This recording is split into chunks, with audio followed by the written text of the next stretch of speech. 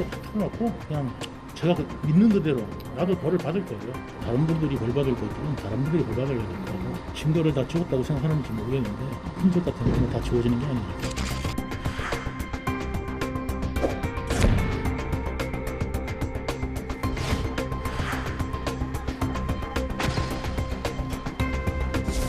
만에 나왔는데 한마디 해주시죠. 한마디만 해주시죠. 죄송합니다. 법정에서는 왜 진술과 태도를 바꾸신 건가요? 대장동 그분 누굽니까?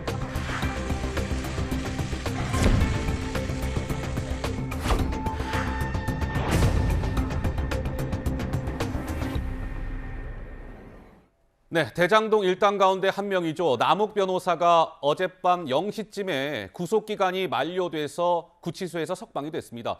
구치소에서 나선 지 한 10시간 만에 재판 출석을 위해 법원에 모습을 드러냈는데요. 그 모습도 잠깐 보시겠습니다. 이재명 대표 경선 자금 왜 마련하셨나요? 천화동인 1호 실소유주 누군가요? 진술 태도 바꾸신 이유 그 법정에서 소상히 말씀드리겠습니다. 이재명 대표가 천화동의 1호 실소유주라는 걸 알고 계셨다고 하셨는데 그 경위가 어떻게 되십니까? 자, 남욱 변호사가 이제 구속기간 만료로 석방이 된 이후에 채널A 취재진과 만나서 의미심장한 얘기를 했습니다. 법정에서 아는 대로 다 얘기하고 책임지겠다. 이제 시작이다. 진실이 있으니까 밝혀질 것이다. 라고 얘기한 이후 남욱 변호사가 이제 어제 대장동 재판에 증인으로 출석해서 이런 폭로를 했습니다. 천화동인 1호의 그 지분 관련해서 저 천화동인 1호의 지분, 그분 논란이 얼마나 뜨거웠습니까? 근데 그 지분 관련해서 김만배에게 들어서 2015년 2월부터는 천화동인 1호 지분이 이재명 시장 측 지분이라는 것으로 내가 알고 있었다라고 얘기하면서 좀 구체적으로 얘기했어요. 천화동인 1호 지분 가운데 24.5%가 확정적으로 이재명 측 지분이라고 대화하는 과정에서 김만배가 이재명 실장 측이라고 했으니 그 이재명 실장 측은 정진상, 김용 이름을 거론했다.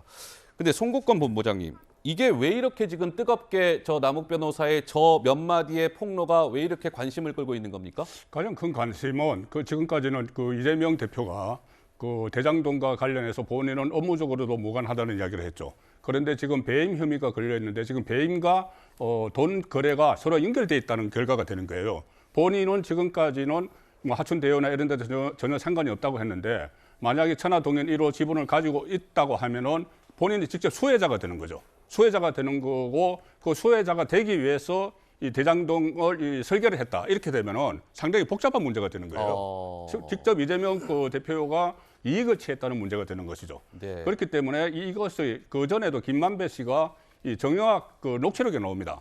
절반은 천화동인 그 하천대유, 그 절반은 그 그분 것이다 했는데 그때 그분 어떤 대법관이라는 이야기도 나왔었죠. 예. 그런데 그분이 이재명 대표라는 말이 한간에 있었고 이것을 그 지금 남욱 변호사가 그 법정에서 이야기를 한 것이 상당히 중요하죠. 법정에서는 본인이 정인 선서를 다 하고 하는 이야기입니다. 네. 그래서 처음에 유동규 씨가 석방되고 나서 여러 가지 폭로를 했는데 지금 남욱 변호사와 다른 것이 유동규 씨는 주로 이 기자들을 상대로 했어요. 언론에 이야기를 했는데 지금 남욱 변호사는 법정에서 합니다. 그러니까 법정에서 하는 것은 본인이 그만큼 책임을 져야 된다는 이야기가 되는 것이고 또 그 유동규 씨는 주로 김용이나 정진상 씨를 겨냥을 한 말을 많이 했는데 네. 지금 그 남욱 변호사는 이재명 대표를 직접 겨냥을 하는 거예요. 이것이 상당히 좀 차이가 있고 알겠습니다. 또 모레 김만배 씨가 출소를 하면 어떤 증언을 할지도 관심사죠. 자, 남욱이라는 변호사가 어제 이제 법정에서 저런 증언을 한 것인데 송국권 본부장 말씀하신 대로 남욱 변호사가 아마 법정에서 어제 증인 선서 같은 거 했을 겁니다. 내 말이 만약에 허위이면 처벌을 받겠다. 이런 선서를 한 가운데 저런 증언을 했습니다. 만약에 저 증언이 거짓이면 남욱 변호사는 처벌받게 되는 것인데 어쨌든 남욱 변호사의 저 발언이 굉장히 파장을 일으키고 있고요. 지난해죠. 대장동 개발 특혜 의혹이 불거지자 이재명 민주당 대표는 대장동 개발 사업에 대해 이른바 이런 좀 자평을 한 바 있었습니다. 과거 기억을 한번 상기해 보시죠. 들어보시죠. 대장동 개발은 민간 개발 특혜 사업을 막고 무려 5,503억 원을 시민의 이익으로 환수한 모범적인 공익 사업입니다. 당군 이래 최대 규모의 공익 환수 사업인 대장동 개발 사업을 둘러싼 억측, 의도적인 곡해, 왜곡 보도, 마타도화가 난무하고 있습니다.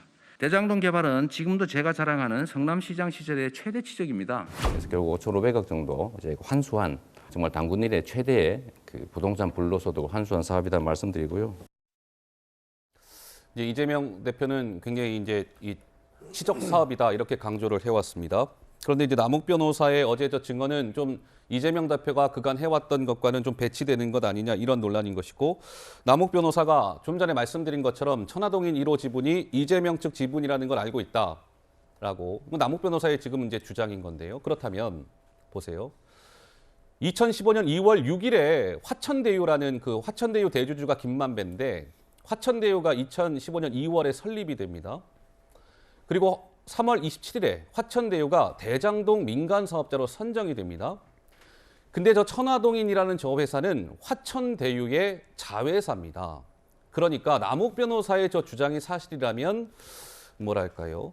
이재명 대표 측이 대장동 사업 초기부터 뭔가 관여해서 이런 것들을 다 짠 것 아니냐 이런 의심이 가능한 대목일 것 같은데 우리 장윤미 변호사는 저러한 부분은 좀 어떻게 보시는지요? 사실 남욱 변호사의 법정 증언은 이재명 대표를 겨냥하고 있는 건 사실입니다. 그런데 법률적으로 넘어야 될 산이 있다라고 보면 정확한 건데요. 아까 예. 말씀 주신 대로 이게 증인으로 선서를 하고 본인 재판이긴 하지만 다른 피고인들이 있기 때문에 다른 피고인들에 있어서는 본인이 증인의 지위가 있습니다. 그래서 선서를 하고 만약에 거짓을 이야기하면 위증죄의 처벌을 받게 되는데 그렇기 때문에 이 증언 내용을 하나하나 따져볼 필요가 있는 겁니다. 남욱 변호사도 법조인 아니겠습니까? 변호사죠. 예, 그러니까 단정적으로 사실관계를 구성하고 있지 않고요. 이렇게 얘기합니다.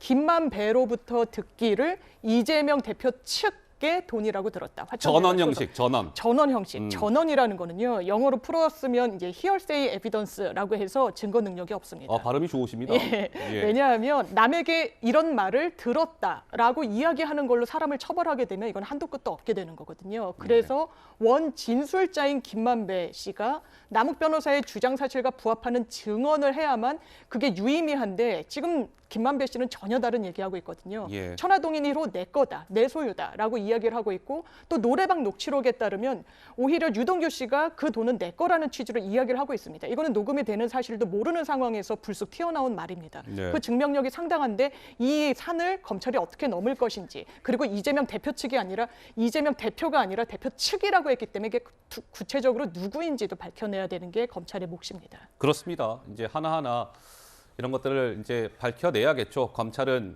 이제 뭔가 의심을 하고 있는 것이고 어쨌든 당사자들은 지금 부인을 하고 있으니까요.